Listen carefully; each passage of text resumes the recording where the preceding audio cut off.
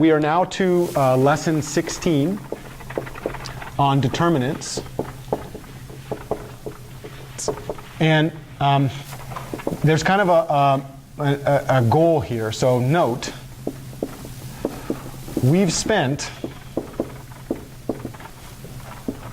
let's count them, lessons 12, 13, 14, and 15 on the non-singular linear systems problem.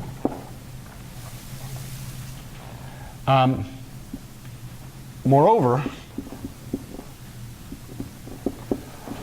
we spent lessons,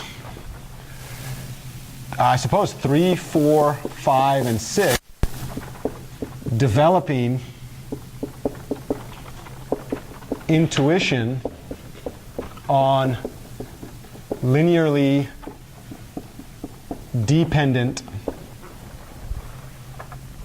or linear independence, right?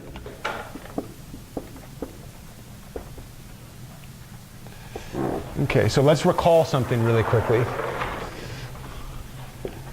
Recall the non-singular linear systems problem. So what did the non-singular linear systems problem say?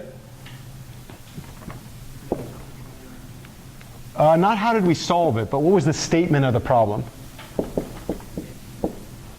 Yeah, so if you have an n by n matrix A, and then we have an n by 1 vector B, and then this thing over here was an n by 1 vector with A non-singular.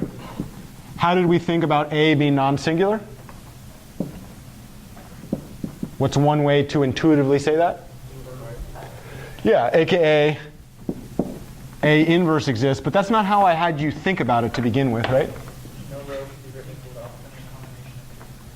Oh, okay, no row can be written as a linear combination of the other rows, or another way to say that is no column can be written as a linear combination of other columns. In other words, the columns of A are what?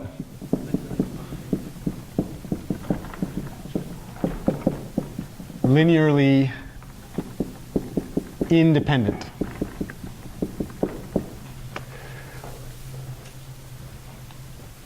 What did we say about all non-singular linear systems problem?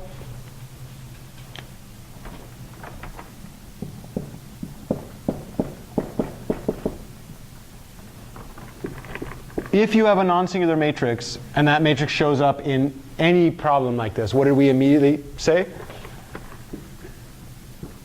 This is part of the invertible matrix theorem. Yep. Oh, general linear systems problem, you could either have no solution, unique solution, or infinite number of solutions. But that was the general linear systems problem where this was an m by n. The moment I tell you that this thing is non-singular, what do you know immediately? Has a unique solution, right? Another way to say that is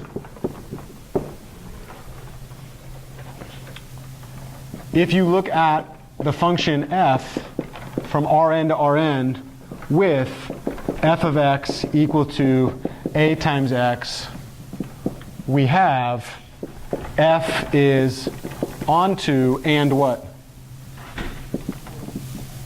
F is 1 to 1. Right? That was the whole idea that we developed under non-singularity, right? This is a very, very, very, very special situation. You might call this like God mode or the gold standard of linear systems problems. The best we can hope for.